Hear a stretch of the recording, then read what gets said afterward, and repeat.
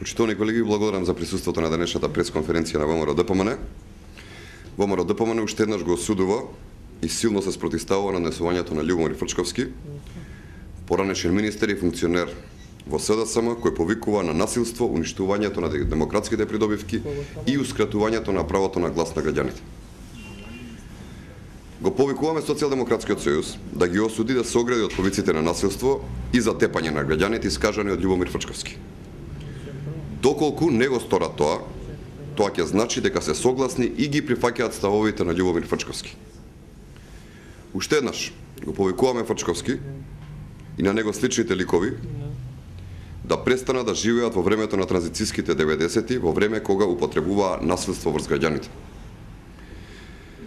Фрчковски треба да знае дека институциите имаат целосен капацитет и легитимитет да се спротивстават на сите вакви обиди и се спремни да обезбедат заштита на демократското право на глас.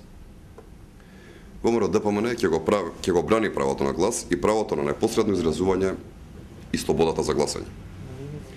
ВМРО-ДПМН ќе го брани уставот и уставните принципи. Ќе ги штити и заштитува демократијата и правото на граѓаните. Ваквите насилнички политики сигурни сме дека ќе доживеат пораз на следните избори. Граѓаните ќе се одлучат за демократија, а не за насилство.